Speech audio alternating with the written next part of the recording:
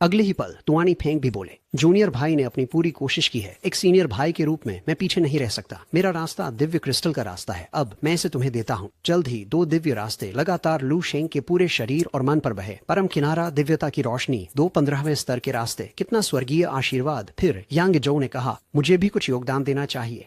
तुम्हारे शिक्षक के रूप में मैं तुम्हें एक ब्रह्मांड दूंगा। उसने लू शेंग के माथे की ओर उंगली से इशारा किया। अगले ही क्षण लू शेंग की चेतना एक ब्रह्मांडीय स्थान में दिखाई दी। लू शेंग स्तब्ध थे। यह पूरा ब्रह्मांड इतना जीवंत रूप से प्रकट हुआ था। यांग येजो ने लू शेंग की ओर मुस्कुराते हुए कहा, इसे अच्छी तरह समझो। तुम्हें सब कुछ मिले जिसकी तुम कामना करते हो। इन अंतर्दृष्टियों के प्रभाव में लू शेंग ने उन्हें जल्दी से शक्ति में परिवर्तित कर अपने शरीर में समाहित कर लिया। जैसे ही लू शेंग अपने शिक्षकों और वरिष्ठ भाइयों का धन्यवाद करने के लिए तैयार हुए, उन्होंने पाया कि उनकी आकृतियां धीरे धीरे गायब हो रही थीं। अब से तुम अपने दम पर हो। यदि भाग्य ने अनुमति दी तो हम फिर मिलेंगे। इस आवाज को सुनते ही जो मानो शून्य को पार कर रही थी, लू शेंग ने पहली बार आंसू बहाए। वे उसके प्रति बहुत अच्छे थे। यह कहा जा सकता है कि उनके बिना वह यह जीवन नहीं जी पाता। लेकिन अब लू शेंग को लगा कि उसका शरीर शक्ति से भर गया, जैसे उसका पूरा अस्तित्व मार्शल आर्ट्स के समुद्र में डूब रहा हो। अनंत जानकारी और अंतर्दृष्टि, दो 15वें स्तर के पथ, साथ में एक 16वें स्तर का रास्ता और विभिन्न स्तरों के अनगिनत अन्य रास्ते। उनकी मार्शल आर्ट्स की नींव पहले से अरबों गुना मजबूत थी। वास्तव में बेजोड़ अब वह अंततः अपनी पूरी तरह से खुद की एक पूर्ण मार्शल पथ बनाने का प्रयास करने के लिए योग्य थे। बाद में लू शेंग क्रॉस लेग्ड बैठ गए। इस विशाल मात्रा की समझ को पचाने की तैयारी कर रहे थे। उनकी ताकत छलांग और सीमाओं से बढ़ रही थी। उसे इसे धीरे धीरे पचाना था, इससे पहले कि वह वास्तविकता में लौट सके। तब तक वह निश्चित रूप से एक सच्ची सफलता प्राप्त करेगा और अपनी सीमाओं को तोड़ देगा।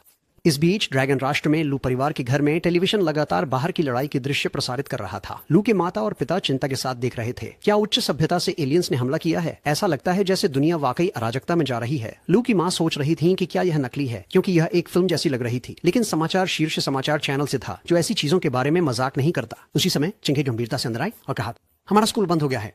हर कोई ऑनलाइन इसके बारे में बात कर रहा है। कई वीडियो इस बात को साबित करते हैं कि वे विदेशी आक्रमणकारी हैं। लायन किंगडम पहले ही एक जीवित नर्क बन चुका है। आक्रमणकारी मानवों के साथ खिलवाड़ कर रहे हैं। वे वास्तव में अजय हैं। यह बिल्कुल एक समान स्तर की लड़ाई नहीं है। लू की माँ के चेहरे पर अब चिंतित अभिव्यक्ति थी।